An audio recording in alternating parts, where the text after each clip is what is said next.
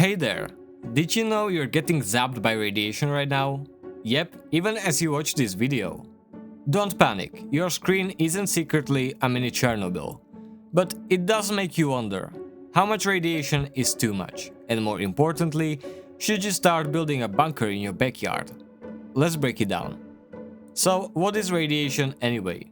Basically, radiation is energy, moving through space or material. It can come in waves, like sunlight, or in particles like the stuff flying out of radioactive atoms. Not all radiation is the same. Some of it is totally harmless, and some of it, well, not so much. We've got two main types. Non-ionizing radiation, that's the chill stuff. Things like visible light, radio waves, your microwave, even your Wi-Fi router. They don't carry enough energy to mess with your cells or DNA. Then there's ionizing radiation, and this one is a bit spicier.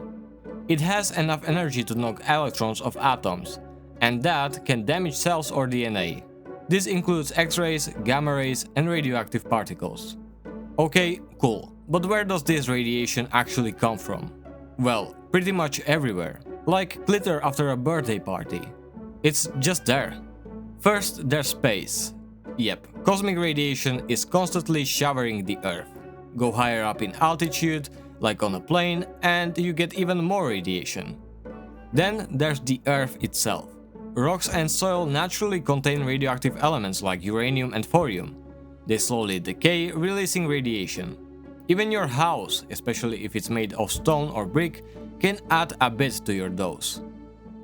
Then we have radon gas, which seeps up from the ground and can collect in basements.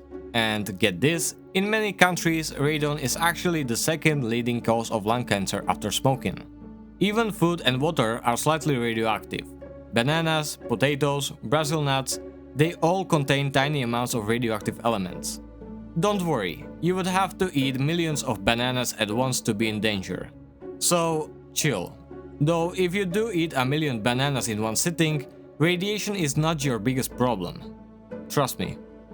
Then we've got man-made sources, medical imaging like X-rays and CT scans, nuclear energy, and some industrial stuff.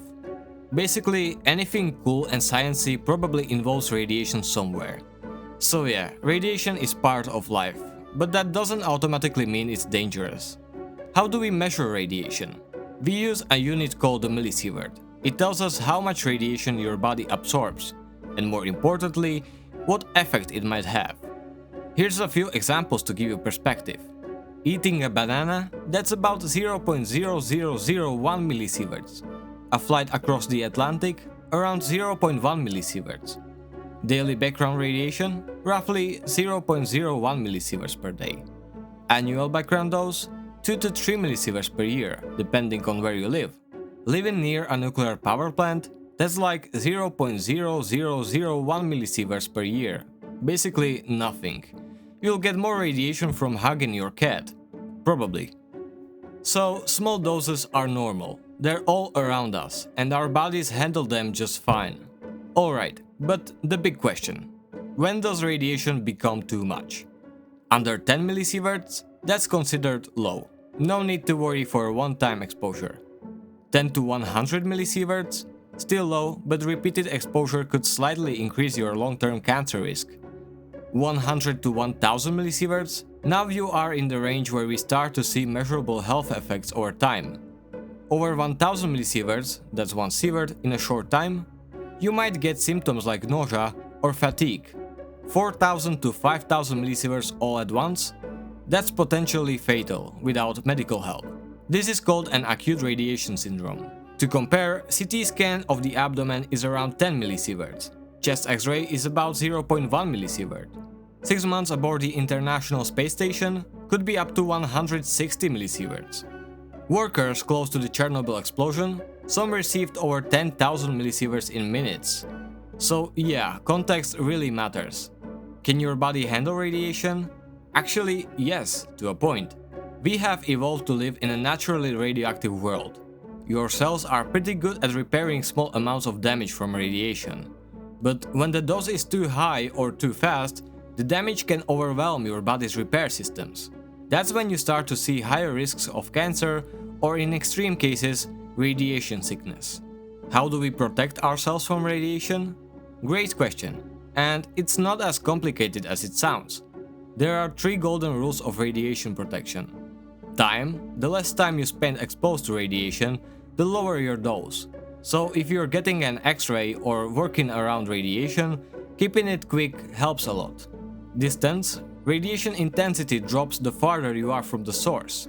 That's why radiology techs step behind a barrier during scans, and why no one hugs the X-ray machine while it's on. And lastly, shielding. This is where lead aprons and thick walls come in. Certain materials like lead, concrete or even water can block or absorb radiation. Different types of radiation need different protection. Alpha particles, a sheet of paper stops them. Gamma rays, you will need something beefier, like lead or 30 centimeters of concrete, which is why city rooms kind of look like bunkers. At home, it's more about awareness. Ventilating your basement helps reduce radon. Not collecting radioactive antiques, yes, those exist, also helps. For people who work with radiation every day, they wear dosimeters to track exposure and follow strict safety protocols to stay well below danger levels. So, should you be worried? In your daily life, nope. Radiation is part of the world. Your phone isn't frying your brain, your microwave isn't nuking your insides, and your bananas are not biohazards. As long as you are not hoarding uranium in your garage, you're good. And if you are, well, we need to have a very different conversation. And hey, before you go, if you found this video helpful, interesting or even mildly amusing, hit that subscribe button. We are so close to 100 subscribers and you can help us push us over the line with just one click. Let's grow this channel together, learn cool science and maybe keep busting myths along the way. Thanks for watching and as always, stay curious folks.